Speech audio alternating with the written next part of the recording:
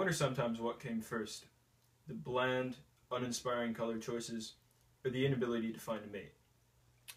I mean, it's not ridiculous to imagine that the same lack of talent in the color department could give some kind of inaudible signal to Selena's DNA telling her, "Daniel Dankins is an unlovable sack of shit. He'll write you shitty poetry, call you Aphrodite in his paintings, and beat up your ex in a jealous fit of rage." I'm kidding. My actions do that for me anyways. Hypothesis 2. My continued failure to have a successful relationship with Selena has so impaired my cognitive functions for colors that it'll take 20 years of art school to ever recover. I'm leaning towards this hypothesis because the painting I made the day I met Selena was the brightest yellow one has ever seen. I mean, it was shamefully yellow. But if you had been there, if you had had that experience, you would have understood.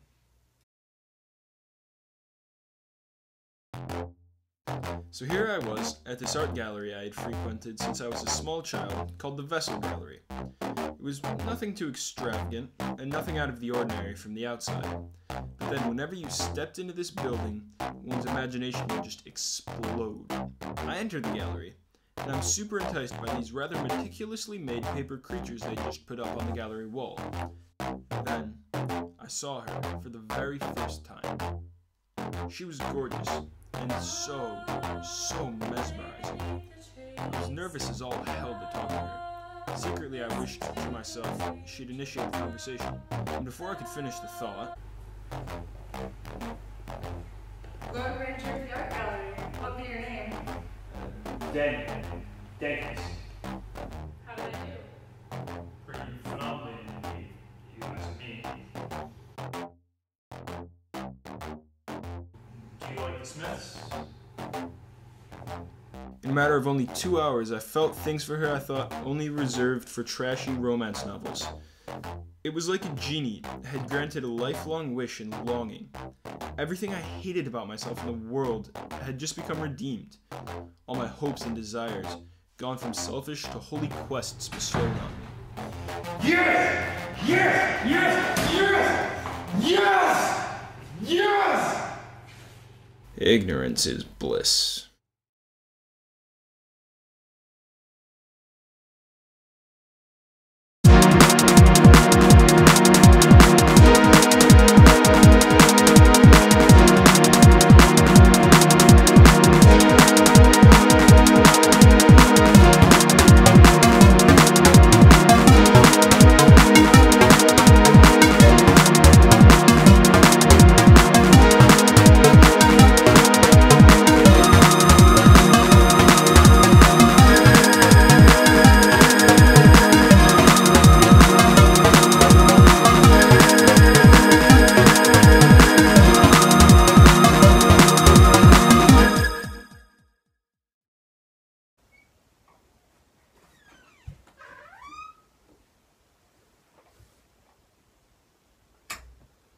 Oh, hey Hyperlover. Can you throw me a fresh cassette tape?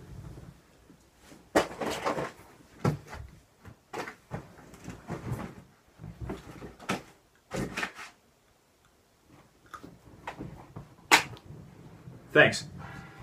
Making a new mixtape in the next hour.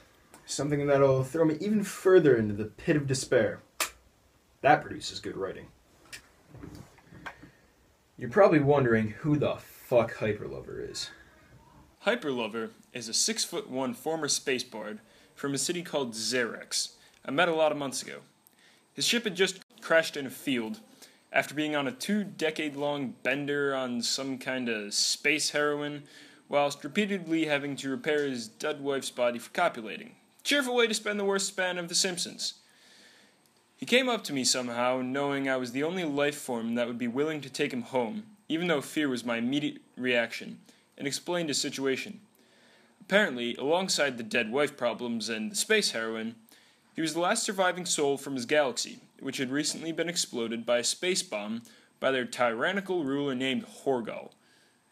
But despite obvious and forced differences in our backstory, we had a fair bit to talk about. For example, 80s Top of the Pops episodes. Apparently, his creator merged Morrissey from the Smiths and Robert Smiths from The Cure to make him. This was brilliant. I let him stay at my place, and in turn he comforted my pains, which led to the worst idea in my life. Okay, so here's the plan. We show up at the park. Selena will be there. We sit down next to her on the swings. Yes, swings. This way. Yeah, exactly. We talk. She sees that I'm over it all the problems, everything that, everything. That's fine. And then she'll break up with Paige. Sage, that's his name, Sage. That douchebag. And then it's us. And we'll live happily ever after. Yeah?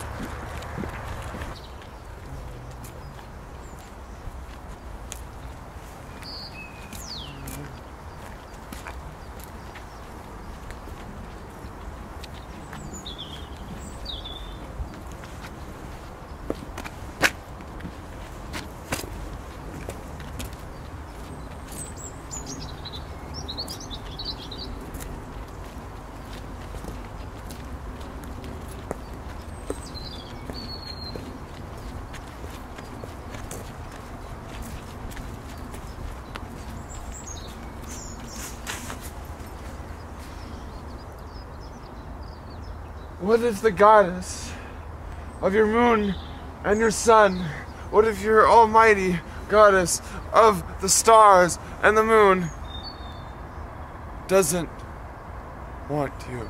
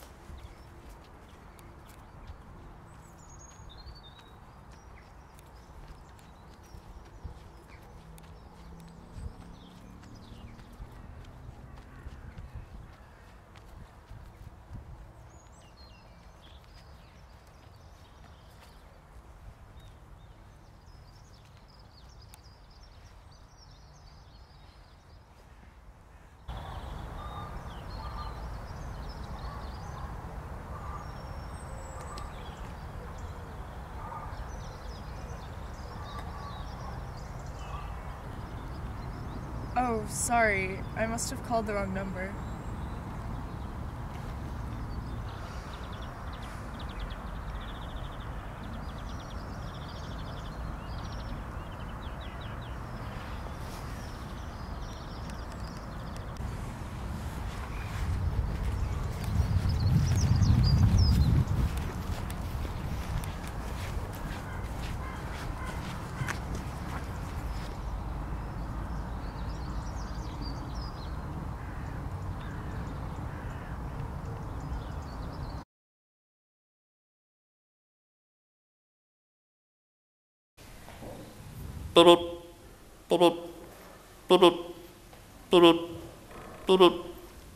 Hello?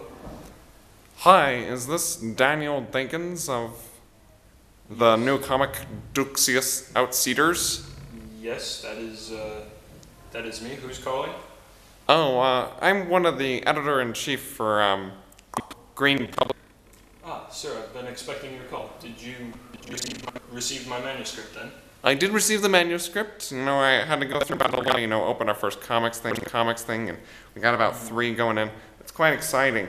And so your manuscript, how we see it fitting into the bigger thing, Yes. Well, it's shit. We don't see it fitting at all. Actually, we don't see it fitting in any form of media whatsoever. Sir? Look, the characters are awful. The ending doesn't make sense. I was lost throughout the entire thing. And, god damn it, what's with the planet being a person and the person being a planet? Sir, I know it's schlock, but that's the comic book genre. Ha! Ha! And what do you know about the comic book genre, Daniel Dinkins? I've been to run a comic book store, sir. I've been collecting since I was 12 years old. I know probably more about comics than you do, you stuck-up bureaucrat in some publishing house. Well, anyhow, it's absolute shit. We're not taking it. Fuck you very much. Bye. I'm not a bureaucrat. Fuck you too, sir. You too, sir.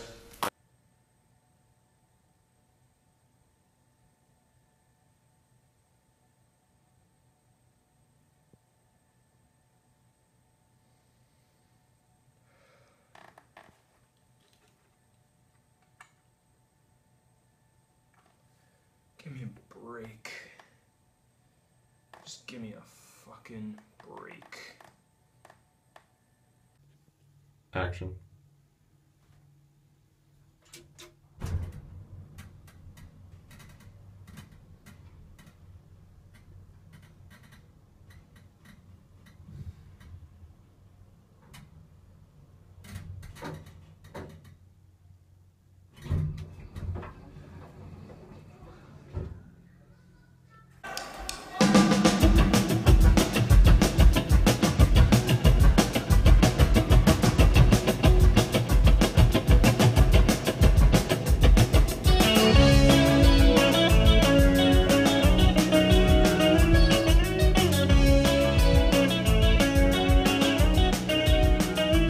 I decree today that life is simply taking a